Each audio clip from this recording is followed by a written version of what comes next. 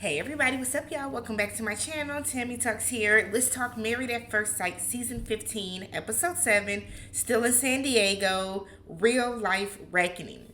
For those of you that are brand new to my channel, I do breakdowns on various TV shows, both scripted and reality, interjecting my own thoughts, opinions, and theories into each and every recap. So, if you enjoy that type of content, please consider subscribing to the channel, thumbsing up the video if you enjoy this particular piece of content, and then hop in the comment section, y'all, so we can talk about how filthy Mitch's house was. 500 subscribers away from 6,000. So do me a solid. If you are not following, but you have been watching every single video from Married at First Sight, this season, last season, the season before that, go ahead, hit that subscribe button, y'all. We got a goal to hit. Go ahead, hit the subscribe button. Very, very much appreciated. All right. So this episode starts off with Mitch and Krysten being on the plane, and Mitch saying that he's thankful to have this woman by his side. I said, "Oh yeah, since when? Since when? Since when are you thankful?"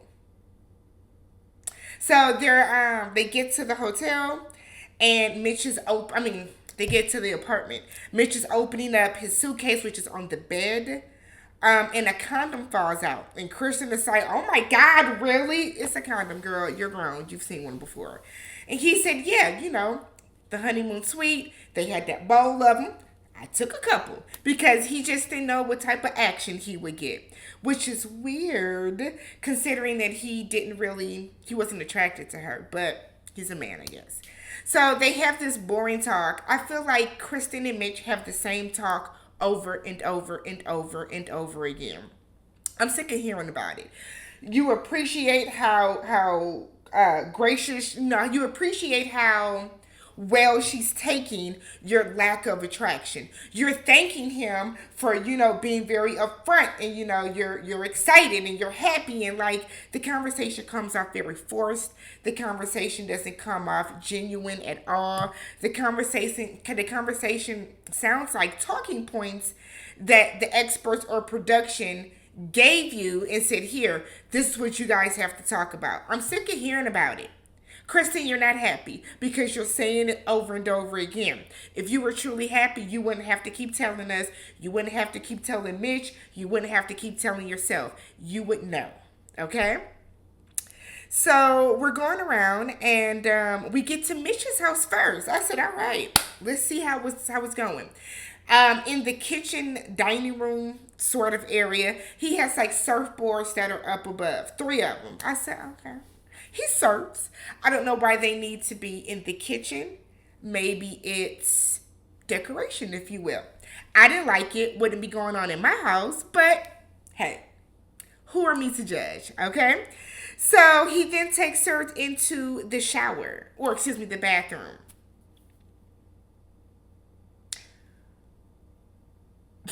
When I tell y'all, when I saw that shower, if I see your shower and your shower is filthy like that, we're done because you're nasty. You're a nasty ass man, Mitch. But we knew what time it was with Mitch when he felt comfortable having that Band-Aid just on his head like this. Mitch stood at that altar with that Band-Aid like this and was like, I would like better if she had on sweats. Like, so we should have known what type of nasty person you were then. So his excuse was, it looks dirty.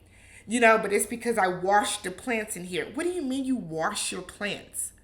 Now, I'm not a plant mom. Y'all don't see no greenery behind me. But what does it mean to wash your plants? Somebody explain that to me. If you have a green thumb, hop in the comments. Let me know what washing your plants mean. Does that mean watering the plants? Nonetheless, there is absolutely no excuse for your bathtub to look like that as anybody, but as a grown-ass man. Absolutely disgusting. Mitch, we know why you ain't had sex in over a year. Look at how the fuck you living. Look at how you're living. My God. I was so disgusted, y'all. Then you look at the cracks and the crevices. It's just dirt. Just caked up everywhere. He has his little bodysuits for when he does go surfing. I said, Krysten was better than me.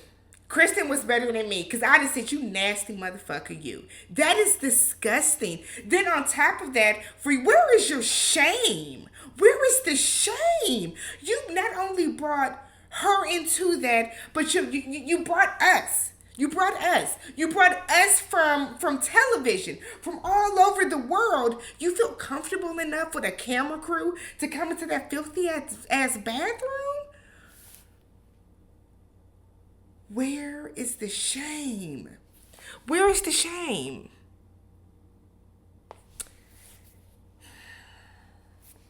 Disheveled. Like, I had to pause because I was so just taken aback by how filthy that bathtub is. And you're showering in there? You're never, that's why his feet are filthy, because his bathtub is filthy. It's all making sense. It's all coming together now. This is a motion he don't do because he don't clean. All right? So then we go. He got these sandals on that are clearly from the beauty supply store. Still got those on.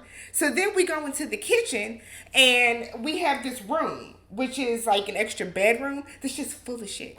He said that he just takes things and he just throws things up in there. I said, Krysten, run. Krysten, run. This man is filthy. I know he got roaches. You know he got roaches up in there. So then we're looking at the stove just...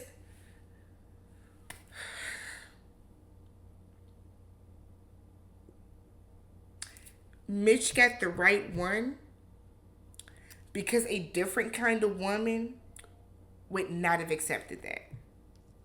Would not have accepted that. That is completely unacceptable, Mitch, at your age, for your stove to look like that. Completely unacceptable at your age for your house to look like that, for your bathroom to look like that, for your everything to look like that, for you to live like that and to be comfortable living like that. I am disgusted and embarrassed for you because you don't have shame, and that's not a good thing. Krysten then said that she's trying to be open-minded, but then went on to say no matter how much she loves him, she won't be back to that house. That's okay, because love ain't enough in this situation. Love is not enough in this type of situation. Not for me, at least. That is disgusting. Absolutely disgusting. The puppy next door is crying, if you hear that. No puppy in here. But that is absolutely disgusting. So we see, we go to Krysten's apartment, and she has like a little small studio apartment, and he was kind of looking around as if he wanted to judge. I was waiting. I was hoping, I was wishing that he would say something negative so we can really get into it about how a filthy apartment looks. I just knew Mitch was going to say something. So she has a pug who, like, you know, the dog is breathing hard, the dog is snorting, and he's like, wow, you kind of breathe a lot. You don't get to say anything. You don't get to make comments about literally anything because you live in filth. You live in complete and utter filth. So whatever she got going on with her pug, whatever she got going on over there with her dog, that is of none of your concern. None of it. Absolutely none of you should be in. I am disgusted, y'all. Y'all don't know how my face was just completely and utterly just, what? I couldn't believe it. I could not believe it. So they eat dinner. They're back at the new apartment now.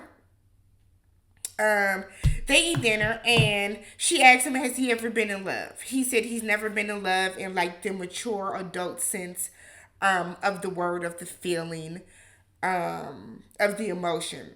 So she says she, on the other hand, falls in love very easily, and he looks kind of scared by that. Because we still know Mitch don't really see it for Krysten.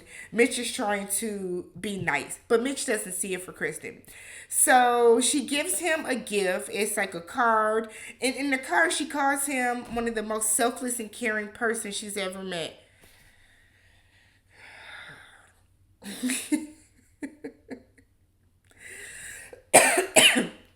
Mitch was even taken aback. He was like, me? Me? The same man that just told you I didn't like you a couple days ago? The same man that told you that? Okay. If that's how that goes, Fine, whatever. So she gives him a bunch of coupons, and they're like coupons that kind of involve her. So one of them was a bath with her that expires tonight, and I'm like, the thirst that is just permeating off of Krysten right now is giving desperation, girl. Fall back.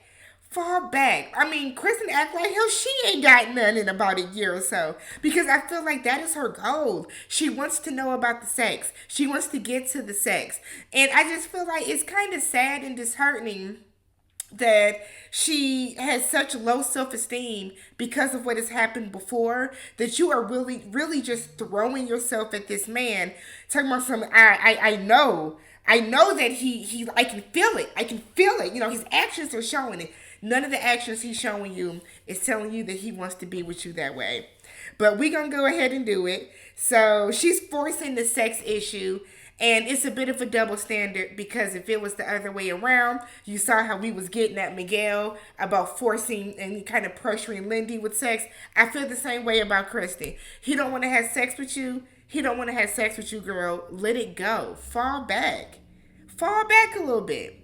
So they go and they end up getting in the bathtub together, and we are to assume that they consummated. Okay? Pastor Cal comes over. Mitch said he was extremely overwhelmed on the honeymoon. It was a lot. And I just feel like that's bullshit. You knew it was going to happen when you came onto the show. You marry a stranger. You go on a honeymoon with a stranger. You're stuck with the stranger for the next 8 weeks. What are you overwhelmed about? You should have been preparing yourself. Krysten says she can't believe how much she loves their marriage. She said they consummated. Y'all know Pastor Cal. He's excited because that's what he wants. He wants everybody to be fucking all up and through. So Pastor Cal is excited. So he starts to ask them, like, are they starting to make plans? Are we thinking about the future? They said they have not made plans past the initial 8 weeks. You know why? Because Mitch doesn't like her. Mitch doesn't see himself being with her past the 8 weeks. So, of course, he's not making any plans. So, Krysten said that she has a fear of him leaving. And he keeps saying that he doesn't want to be pressured. So I hope Krysten heard that, because you have been pressuring this man. Like, I feel like she says it every scene. You know, I want to move forward. I want to get physical. I'm ready to be intimate. He feels pressured. And that's probably why he's pulling back from you, because of the way that you're pressuring him. So they haven't talked about finances yet. He whispers into her ear what she makes. She whispers into his ear what she makes. She doesn't care that he makes less than her. He's happy that she makes more. He said because it takes even more pressure off of him. Excuse me. See, Mitch is not a grown-up.